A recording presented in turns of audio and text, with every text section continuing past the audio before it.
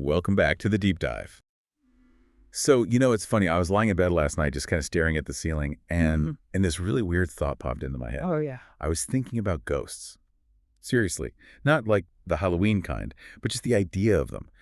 Why do we, as a species, almost every single culture, have this idea that people stick around after they die? It's the ultimate human question, isn't it? We seem to be the only animal that looks at death and thinks, wait, maybe that's not the end. Exactly. Or that a tree has a spirit, or that there's some force up in the sky watching us. And look, today we are absolutely not doing a theology class. We're not here to debate if God is real. No, not at all. We're opening up Chapter 8, Religion and Society. We're going to look at the machinery behind the belief. Why do people believe? And maybe more importantly, how does that belief end up building our entire world? The laws, the conflicts, everything. We're looking at religion as what sociologists call a social fact. That's the key term for today. We're going to strip away the mysticism and just look at how it works. How it works to bind us together, or how it works to tear us apart. And how it's changing, morphing in this crazy internet age. It's a huge topic, and for our listeners, especially the UPSC aspirants tuning in, this is a really high-stakes deep dive. We have a mission today. We do.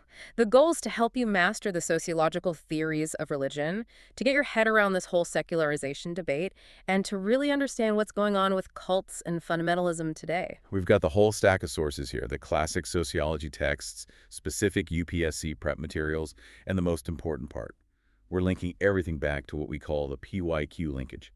The past year questions. Because, let's be honest, a theory is just a nice story unless you can use it to score marks on the exam. 100%. We're going to turn you into answer writing machines by the end of this. Now, before we really dive in, and believe me, we are going deep today, we need to do the important stuff. The housekeeping. And it really, really does matter. We put a lot of work into this, and the community support is what keeps it going. Exactly. So just a quick, humble request. If you find value in what we're doing here, please subscribe to the Simplified UPSC by PPP YouTube channel. It's a small click for you, but it's massive for us. It helps us reach more people, which is the whole point. And for those of you who are in a position to do so, please consider supporting us on Patreon. It keeps this content free and accessible. And to all our current supporters, a huge, massive shout out. You guys are the reason we can do this. We mean that. Also, don't just be a passive listener. Like the video, drop a comment, we read them all, and your feedback genuinely helps us make this better. Last thing, and this is super practical, the free notes with practice PYQs are up on the public Telegram channel. But if you want the full package, the library access, which is all the videos at once, plus these incredibly detailed premium notes with model and mains answers. Then you need to join the private Telegram library. Just send a DM on the public channel and we'll get you in. Seriously, those premium notes are a game changer for revision. Okay, housekeeping done. Let's get to the fun part, the roadmap. We're starting with the roots, the old school thinkers who tried to figure out where religion even came from. Then we hit the big three, Durkheim, Marx, and Weber. After that, we look at the practice cults, sexists, and why they're booming.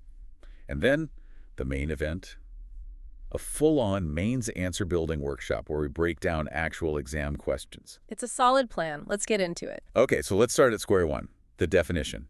If I stop someone on the street and ask, what is religion? They're almost certainly going to say something like believing in God. Right, or praying, or going to church. But in sociology, that's a failing answer, right? Why is belief in God such a bad definition to start with? Because it's just too narrow. The moment you define religion as belief in a supernatural creator God, you've immediately excluded huge systems of belief. Like Buddhism. Exactly. Buddhism, in many of its forms, doesn't have a creator God. You exclude Jainism, large parts of Taoism. Sociology needs a definition that's a bigger container, one that can hold everything that functions like a religion. So who gives us that better definition? We have to turn to the godfather himself, Emil Durkheim. This is from his 1912 masterpiece, The Elementary Forms of Religious Life. Every sociology student has probably had to memorize this line at some point. And for good reason. Durkheim said religion is, and I'm paraphrasing a little, a unified system of beliefs and practices related to sacred things. Okay, hold on there. Sacred things. That's the first big idea, isn't it? Yeah. This split. It's the absolute core of his theory, the sacred versus the profane. For Durkheim, the entire world, all of human experience, is divided into these two completely separate domains. So the profane is Like just normal everyday stuff. It's the mundane. It's your laptop, your commute to work, the sandwich you eat for lunch. It's utilitarian. It has a purpose. You use it, and that's it. There's no special aura around it. And the sacred. The sacred is the opposite. It's extraordinary. It's set apart. It inspires these really powerful, specific emotions, awe, reverence, even fear. And crucially, it's forbidden. Forbidden in what way? You are forbidden from treating a sacred object like it's profane. Think about a national flag. In physical terms, it's just a piece of cloth with some dye on it. Right. If you take a random piece of cloth and spill coffee on it, you just wipe it up. But if you burn the national flag, people lose their minds. A massive emotional reaction happens. Why? Because that object has been socially elevated from the profane to the sacred? That's a great example. So it's not about what the thing is, but what we as a society decide it is. Precisely. But Durkheim's definition has a second part, which is just as important. Okay. He says these beliefs and practices unite into one single moral community called a church, all those who adhere to them. A moral community. That's the social part. That is the sociological twist. It's the game changer. You can have a personal philosophy about the universe. You can believe the world is a simulation, but that's just your idea. Right. I'm just a guy with a weird idea. Yeah. The moment that belief connects you to other people and you start gathering together and you develop rituals and rules around it, now you have a religion. For Durkheim, religion is fundamentally a team sport. It cannot exist with just one person. Okay, so sacred things plus community. That's the Durkheimian formula.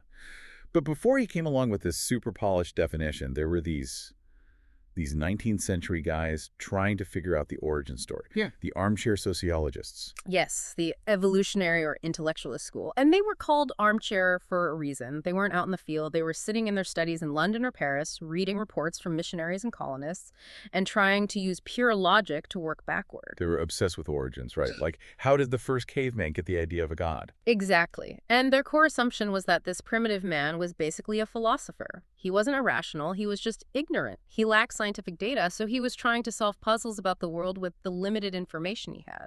So let's run through some of them. They're actually kind of fascinating. Let's start with Herbert Spencer and his ghost theory. A classic intellectualist argument. Spencer imagines a primitive human and asks, what is the most confusing, inexplicable thing that happens to this person? And his answer is dreams. Okay, so I'm a caveman. I'm asleep. You're asleep. And in your dream, you're out hunting with your friend Ugg. You talk to Ugg, you see him, it's totally real. But then you wake up and you remember you and the clan buried Ugg under a pile of rocks last week. Okay, yeah, that would be very confusing. I saw him, he was there, but I know for a fact his body is over there and it's not moving. Right. So Spencer says you, the rational primitive, have to solve this puzzle. You come to a logical conclusion. Ugg must have two parts. There's the physical body, which is dead, and there's a double, a dream self, that can leave the body. The soul. That sounds like the birth of the idea of a soul. It is. This double is the proto-soul. And when someone dies, it's just the permanent departure of this double. And what do we call a double that has permanently departed? A ghost. And if you think ghosts of your ancestors are wandering around, you'd probably want to keep them happy. You'd leave out some food, maybe ask them for a successful hunt, and boom, right there, Spencer says, you have ancestor worship. For him, that was the root of all religion. It all started with trying to explain a weird dream. It's a neat little story. Right. And then E.B. Tylor took that idea and ran with it, with Animism. Yes. Edward Burnett Tylor, one of the founders of anthropology, he liked the dream theory, but he expanded it. He said, okay, primitive man figures out he has a soul, an anima. Then he looks at the world around him. The river flows, the wind howls, the trees grow, they move. So if I move because I have a soul, then maybe the river moves because it has a soul. Exactly. That is animism, the belief that spirits inhabit everything. Rocks, trees, rivers, mountains. And for Tylor, this was the first step on an evolutionary ladder. A ladder? Yeah. It starts with animism, spirits everywhere. Then, over time, humans start to group these spirits. The spirit of this specific oak tree becomes the general god of the forest. That's polytheism. Eventually you get it. You boil it all down to one big, powerful spirit that controls everything. Monotheism. So for these guys, religion is basically a primitive mistake, a kind of failed science that we're supposed to outgrow. In a way, yes. It's very similar to Comte's law of three stages. Comte thought all human knowledge evolves. First, the theological stage, childhood, where we explain things with gods. God is crying, so it's raining. Okay. Then the metaphysical stage, adolescence, where we use abstract forces. And finally, the positivist stage, adulthood. Science. We stop asking why, and we start asking how. Comte was convinced science would just make religion obsolete. Well, he might have been a bit premature on that one. But there's one more armchair guy, Max Müller. He had a different idea. Not dreams, but nature itself. Right. This is naturism. Müller was a scholar of ancient Indian texts, the Vedas, and he argued that religion didn't start from an intellectual puzzle, but from an emotional response. Oh, terror. Exactly. Imagine you're a primitive human. You have no real shelter. A massive thunderstorm rolls in.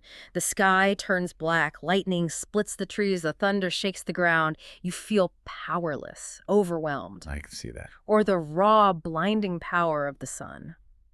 Müller said that this feeling of awe leads to personification. You have to give this immense power a name. So the storm becomes a god, like Indra or Zeus. The sun becomes Apollo. He called it the disease of language, which is a great phrase. He did. He thought we started with metaphors, like the sun is a powerful warrior, and then over generations we forgot it was a metaphor and literally started worshiping a sun god who was a warrior. It's anthropomorphism. Okay, so we have the intellectualists, Spencer, Tylor, Müller, all arguing that religion is the brain trying to figure things out. But there's a whole other school of thought that says, no, it's not about the brain, it's about the heart, or maybe the gut, the anxiety. And that brings us to the psychological theories, and the key figure here is Bronislaw Malinowski. And the big difference is Malinowski actually left his armchair. He did the field work. He went to the Trobriand Islands in the Pacific and got stuck there during World War I, so he just lived with the people.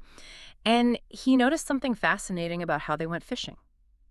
The two types of fishing. Yeah. This is such a brilliant, simple observation. It's perfect. He saw that the islanders sometimes fished in the calm, sheltered lagoon. It was safe, predictable. Yeah. He knew where the fish were. When they went fishing in the lagoon, he saw nothing. No rituals. No magic, no prayers. They just picked up their nets and their spears and used their technical knowledge. It was pure science. Yeah. But sometimes they had to go out into the open sea. And the open ocean is terrifying. It's unpredictable. A storm can appear from nowhere. There are sharks. You can get lost. It's the realm of chance and danger. And that's where things changed. Completely. Before an open sea voyage, the islanders performed elaborate, complex, magical rituals. They chanted, they followed taboos, they made offerings. So Malinowski's conclusion was, religion and magic arise from emotional stress. They exist to fill the gap between what we want to achieve and what our rational, technical abilities can actually guarantee. so when we feel in control, we rely on science. When we lose control, we turn to religion. Exactly. That gap creates anxiety. Religion functions to reduce that anxiety, to give people the confidence to face the uncontrollable. It's a coping mechanism. That's so relatable. Think about students before a huge exam. They've studied for a year. That's their lagoon fishing, their technical skill. But on the morning of the exam, They're praying, they're wearing their lucky socks, they're performing little personal rituals, because the exam hall is the open sea. You've done the work, but there's still an element of chance you can't control. that makes perfect sense. Okay, so that sets the stage with the early theories. Now let's move into segment 2, what we're calling the big three, the modern perspectives. Back to Durkheim, then Marx, then Weber. Right. We've touched on Durkheim's definition, but his actual theory is way more radical than just sacred and profane. This is his idea that society is basically God. It's one of the most provocative ideas in all of sociology. He studied what he believed was the most elementary form of religion, totemism, among the Arunta people of Australia. Right, the totem. Explain that for us. So the Arunta are divided into different clans. Each clan has a totem, which is usually a plant or an animal, like a kangaroo or a witchetty grub. This totem is sacred. You're forbidden from harming it or eating it, except during special ceremonies. So a holy mascot for the team. A holy mascot is a great way to put it. Now, Durkheim asks a simple question. What does the totem symbol represent? Well, on one hand, it's the symbol of their god, this sacred, impersonal force. But on the other hand, it's also the emblem of the clan itself. It's their flag. So the totem represents both the god and the society. And this is where Durkheim makes his famous logical leap. If the totem equals God, and the totem also equals society, then God must equal society. So when they're worshiping the kangaroo totem, They think they're worshiping a divine kangaroo spirit, but what they're actually worshiping, unconsciously, is the power of their own social group, the clan. Think about it. Society has all the attributes of a god. It's bigger than any individual. It existed before you were born. It will continue after you die. It gives you language, morality, rules. It has the power to punish you. It feels like an external force controlling your life. And we just call that force God because we don't know what else to call it. But when do we actually feel this power? I don't feel it sitting here right now. That's where his concept of collective effervescence comes in. Durkheim said this religious feeling isn't an everyday thing. It's generated during collective gatherings. The big tribal ceremonies. Or a rock concert, or a massive political rally, or a World Cup final. When a huge group of people are gathered together, all focused on the same thing, chanting the same words, doing the same actions, an incredible energy is produced. You get swept up in it. You lose your sense of self and feel like you're part of something much, much bigger. Durkheim calls that feeling collective effervescence. And in that moment of high energy, the group projects that feeling outward onto a symbol, like the totem, and calls it God. So the function of all these rituals isn't really to please a god. It's to recharge the social batteries, to remind everyone they're part of a team. Exactly. For Durkheim, religion's primary functions are social cohesion. It's the glue holding society together, and social control, reinforcing the rules and norms. Okay, so Durkheim gives us this beautiful picture of religion as the thing that unites us. Oh. Now, let's bring in the ultimate cynic, the polar opposite, Karl Marx. The conflict perspective. If Durkheim is about unity, Marx is about division. Specifically, how religion helps the ruling class maintain power over the working class. And we have to start with the quote everyone knows. Religion is the opium of the masses. It's probably the most famous and misunderstood line in sociology. People think he was just being insulting. But you have to read the full context. In the same passage, he calls religion the heart of a heartless world and the sigh of the oppressed creature. That's much more sympathetic. What did he mean by opium? He meant it literally as a painkiller, an analgesic. In the 19th century, opium was a common medicine. Marx's argument is that capitalism is brutal. It exploits workers, alienates them from their labor, and causes immense suffering. Religion acts like a drug to dull that pain. So it makes life bearable. That sounds like a good thing. It's a good thing if you just want to mask the symptoms. But if you have a tumor, just taking painkillers isn't going to cure you. Marx argued that religion prevents the proletariat from seeing the real source of their suffering, the capitalist system. How does it do that? It tells them their suffering is a test from God. It promises a reward in the afterlife. The meek shall inherit the earth. It is easier for a camel to go through the eye of a needle than for a rich man to enter the kingdom of God. So don't worry about being poor and oppressed now, because you'll get your reward in heaven. Exactly. It distracts them from fighting for justice here and now. It creates what he called false class consciousness. It's an ideological tool used by the bourgeoisie to keep the proletariat docile and to justify the existing inequalities as being divinely ordained. Wow. So Durkheim's social glue is Marx's social chain. A very good way to put it. What about Tylor Parsons? He's another functionalist, but he comes later. How does he fit in? Parsons is kind of like Durkheim with a bit of Freud mixed in. He sees religion as a vital part of the cultural system. Its main job for Parsons is to provide answers to the ultimate questions. The ones science can't touch, like why am I here or why do good people suffer? Precisely. These situations create enormous strain and tension in a society. If a loved one dies unexpectedly, it can shatter your sense of meaning. Parsons says religion performs the latency function. It helps manage that tension.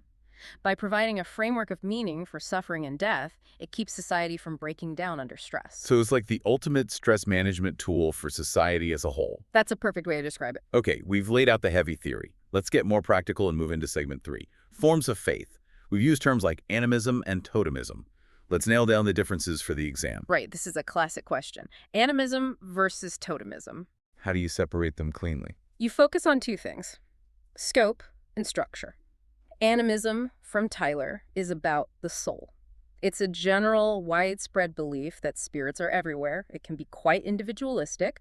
It doesn't necessarily create a rigid social structure. Okay. Totemism, from Durkheim, is about the clan. It is inherently social. You can't be a totemist alone.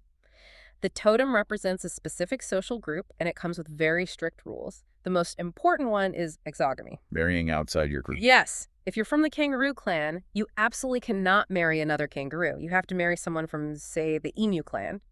So totemism isn't just a belief system, it's a system of social organization. It structures marriage, kinship, the whole society. That's the killer distinction. Totemism is a social blueprint. Animism is a worldview. You got it. What about monism versus pluralism? This is a bit more philosophical. Monism is the belief in a fundamental oneness. Advaita Vedanta in Hinduism is a perfect example. The idea that everything, you, me, the universe, God, it's all just a manifestation of one single underlying reality or consciousness. No separation between the creator and the creation. Exactly. Pluralism is the opposite.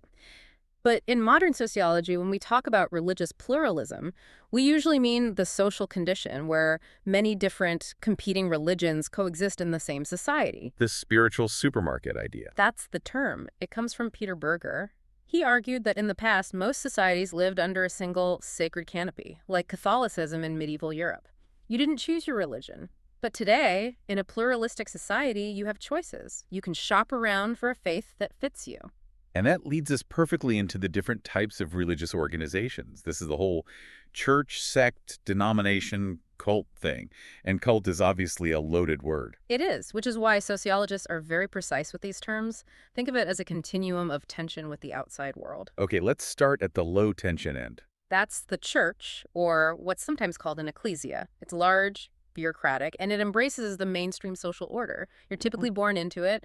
It's the official established religion, the Church of England, for example. It's the establishment. Okay, what's a sect? A sect is a group that breaks away from a church, usually in protest. They feel the church has become too worldly, too compromised, so they form a smaller, more intense group. So it's high tension. Very high tension. They are critical of the outside world. You don't get born into a sect. You have to consciously convert and prove your commitment. It's exclusive. But sects don't always stay that way, do they? No, over a generation or two, they tend to cool down. The fiery first generation has kids, they get more established, and the sect evolves into a denomination.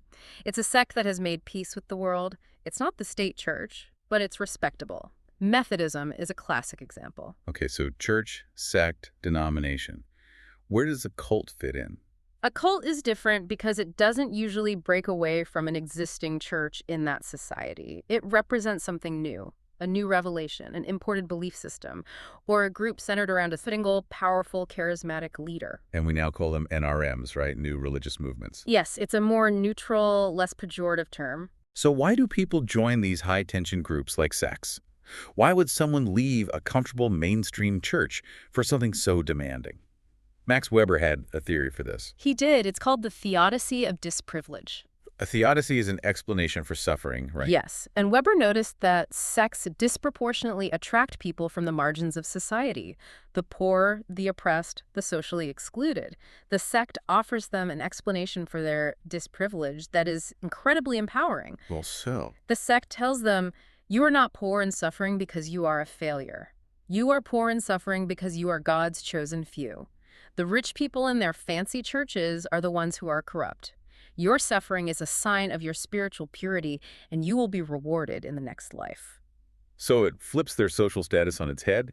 Low status in this world means high status in the next. It gives them a sense of meaning, purpose, and dignity that the mainstream society denies them. It's a powerful motivator. And not all of these new religious movements are the same. Roy Wallace gave us a useful way to categorize them. Right. Wallace looked at their orientation towards the world. He came up with 3 types.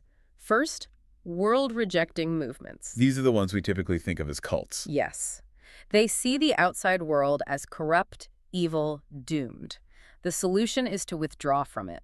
Think of the Hare Krishnas or the Munis. They demand total commitment, often living in communes, cut off from their former lives. Okay. What's the second type? World accommodating. These groups are not about changing or leaving the world. They're focused on restoring the spiritual purity of religion for the individual. Neo-Pentecostalism is a good example.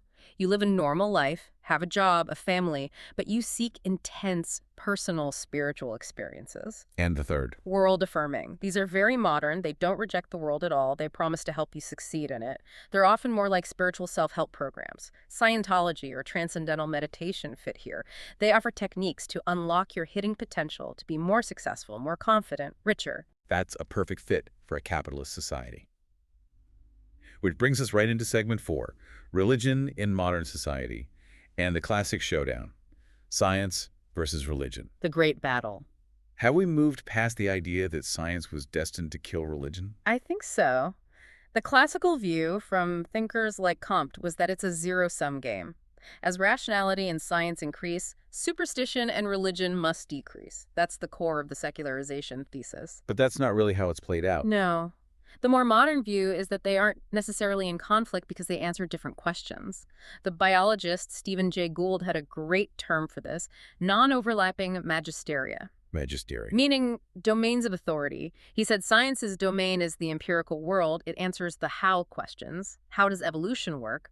Religion's domain is the world of meaning, morality, and value. It answers the why questions. Why should we be good? What is the purpose of life? You can't run a scientific experiment to find the meaning of life. Exactly, so they can coexist. But that brings up the bigger question, the secularization debate. Sociologically speaking, is the world getting less religious? And this is a huge minefield for an exam answer. You can't just give a simple yes or no. Absolutely not. You have to start by defining secularization. Brian Wilson's definition is standard. It's the process whereby religious institutions, practices, and thinking lose their social significance. And there's plenty of evidence for that, especially in Europe. Oh, absolutely. Declining church attendance, the separation of church and state, the fact that we go to a doctor, not a priest, when we're sick. Max Weber called this the disenchantment of the world. Rational calculation replaces mystery and magic. But then you look at America, or India, or most of the global south, and religion seems to be booming. And that's the powerful critique of the secularization thesis. It was very Eurocentric. There are several counter-arguments. One is the idea of invisible religion. This is Thomas Luckman. Yes. He argued that religion hasn't disappeared. It's just become privatized. It's moved out of the big public institutions and into the individual's private life. People pick and choose beliefs to create their own personal faith. The spiritual but not religious phenomenon. That's the perfect modern example. Then you have civic religion from Robert Bellah. He looked at the United States and said, even this supposedly secular nation has a religion. Americanism. Oh, so? He argued that nationalism functions just like a religion. The flag is a sacred totem. The Constitution and Declaration of Independence are sacred texts. Presidents invoke God in their speeches. Memorial Day is a ritual to honor the martyrs. And of course, the biggest counter-argument is the rise of fundamentalism. The elephant in the room. You can't argue religion is dying when you see this massive resurgence of intense, politically active faith around the world. Which means we need to get our terms straight. Revivalism, fundamentalism, and communalism. What are the precise differences? This is critical. Revivalism is a broad term for an effort to bring a religion back to a state of greater fervor or purity. It's about renewing the faith. Okay. Fundamentalism is a specific modern reaction against modernity and secularism. It has key features. It insists on the literal, infallible truth of Scripture. It rejects religious pluralism. It often has a charismatic leader. And it creates a militant us versus them worldview. It's defensive and aggressive. Exactly. And then you have communalism, which is a term used heavily in the Indian context, and it's different again. How is it different from fundamentalism? A communalist leader might not even be personally religious. Communalism is about using religious identity. Hindu, Muslim seek for political and economic gain. It's about mobilizing one community against another to capture power, resources, and votes. It's politics and religious clothing. That's a vital distinction. Fundamentalism is about theology. Communalism is about power. Precisely. All right, everyone, take a breath. We've covered a massive amount of theory. Now we put it to work. Welcome to Segment 5, Maine's Answer Building. A workshop. I'm going to read out some past year questions. I'll play the role of the slightly panicked student in the exam hall, and you can guide us on how to build a top-scoring answer. Let's do it. Okay, first one. PYQ1 from 2023 for 10 marks. Highlight the differences and similarities between totemism and animism. Okay, my first thought is just to write down the definitions I memorized. Bad idea. It's not a bad start, but it won't get you full marks. The key directive here is highlight the differences and similarities. You have to structure it as a comparison. So a little intro, then a similarities heading? Exactly. Don't skip the similarities, you could say. 1, both locate the sacred within the natural world. 2, both are typically found in pre-literate or simple societies. That shows you see the connection. Okay, then the differences section. This is where the real marks are. This is it. And don't just list things. Yeah. Organize them. Point 1, scope. Animism is general, and diffuse spirits are everywhere. Totemism is specific and focused. One clan, one totem. Point 2, and this is the most important one, social structure. Totemism is a system of social organization. It dictates kinship and marriage rules, like exogamy. Animism is a belief system, but it doesn't necessarily organize the entire society in the same way. Got it. So totemism is a blueprint for society. What's the third point? You could talk about the object of worship. In animism, it's a vast number of spirits. In totemism, it's one single sacred symbol that represents the collective. Then a quick conclusion, linking it back to Durkheim and Tylor's different theoretical goals. Affect. Structure is everything. Okay, next. PYQ2 2021 for 20 marks. Critically compare the views of E.B. Tylor and Max Müller on religion. 20 marks. That's a lot. 20 marks means you need depth and a critical angle. The word critically is a command. So how do I structure this beast? Intro. Classify them both as 19th century intellectualist evolutionary thinkers. Then, body paragraph 1. Explain Tylor's animism. Focus on dreams, the concept of the soul, the evolutionary ladder. Body paragraph 2. Explain Müller's naturism. Focus on the awe of nature, personification, the disease of language. Okay, that's the comparison part. What about the critically part? That's body paragraph 3. This is where you evaluate them. You say, look, both of them made the same fundamental errors. 1, they were armchair theorists with no empirical data. 2, they completely missed the social function of religion, which Durkheim later highlighted. They saw it as a failed science, not as social glue. Ah, so you bring in Durkheim to critique them. Yeah. Smart. And for your conclusion, you can say that despite their flaws, they were important because they were the first to try and study religion scientifically, which paved the way for modern sociology. I like that. It shows you understand their historical place. Okay, the big one, BYQ3. How is Durkheim's theory of religion different from Max Weber's theory of religion? The heavyweight title fight of sociology, this comes up all the time. So what are the key points of difference? There are 3 killer points. 1, focus. Durkheim has a macro-level functionalist focus. He asks, what does religion do for society? The answer is, it creates social solidarity. Weber has a micro-level interpretive focus. He asks, how do religious beliefs motivate individuals to act? Okay, macro versus micro. 2, the object of study. For Durkheim, the object of worship is ultimately society itself. For Weber, the object is understanding how specific religious ideas, like the Protestant ethic, shape history. And 3, this is the big one, right? Social change. This is the knockout punch. For Durkheim, religion is fundamentally a conservative force. Its job is to maintain social order and stability. For Weber, religion can be a radical force for social change. Protestantism didn't maintain the old order. It helped create a brand new one capitalism. Stability versus change. That's a brilliant way to frame it. Exactly. Durkheim shows how religion holds society together. Weber shows how it can blow it apart and rebuild it. Fantastic. Okay, PYQ4 from 2021. What is a cult? Explain the growth of cults in the contemporary world. A 2-part question. Define, then explain. The definition is easy. New revelation, charismatic leader, high tension. But the why are they growing part is tricky. How do I explain that sociologically? You use the theories we've already discussed. Don't just give common sense answers. Give sociological ones. Okay, so what's theory number 1? Enemy. Use Durkheim. Say that rapid social change and the decline of traditional communities leave people feeling lost, rootless, and normless. Cults provide a ready-made community, a family, with clear rules and a strong sense of purpose. Perfect. What's another one? Theodicy of Disprivilege. Use Weber. Argue that cults appeal to marginalized groups, not just the economically poor, but maybe the socially isolated or spiritually confused, by offering them a special elite status. And then the third. The market model. Use Stark and Bainbridge. Argue that in a pluralistic world, religion is a marketplace. Mainstream churches are like big, bland department stores. Cults are like trendy, niche boutiques that cater to specific tastes for people who want a more intense, personalized experience. I love that spiritual shopper analogy. Okay, last one. PYQ5, 2022. Write a note on global trends of secularization. 10 marks. The keyword is global trends. This is not an invitation to just define secularization. It's asking for a nuanced, worldwide picture. So the main point is that it's not happening everywhere equally. That's the core of the answer. You have to show the unevenness. You say, in Western Europe, the classic secularization thesis holds up pretty well. Church attendance is way down. But then you contrast it. But in the USA, you have American exceptionalism, a highly modern country that remains highly religious. Then you look at the global South India, Africa, the Middle East, and you see not secularization, but massive religious revivalism. So the trend is divergence, not convergence. Exactly. And for the bonus marks, you add a theoretical twist. You say, perhaps sociologists should stop talking about secularization and start talking about pluralization. The world isn't necessarily becoming less religious, it's becoming more religiously diverse and competitive. That is a pro-level insight. Fantastic.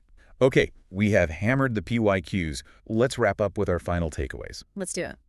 Quick fire round. I give you the thinker, you give me the key concept in 3 words or less. Ready? Ready. Durkheim. God is society. Marx. Opium of masses. Yeah. Spirits in everything. Weber. Religion drives change. Malinowski. Anxiety and magic. Perfect. Now the final mains insight for our listeners. If you get a question about religion in contemporary India, what is the one single idea you absolutely must include? Nuance. You must present religion in India as a double-edged sword. Explain that. On one side, it is a massive source of social solidarity. Think of festivals that bring people together, the charity work done by religious organizations, the community support. It functions as social glue. And the other side of the sword. It is a profound source of conflict. Communalism, political polarization, riots. It functions as social dynamite. A top-tier answer has to analyze religion as a social fact that has both positive functions and devastating dysfunctions, often at the same time. Don't pick a side.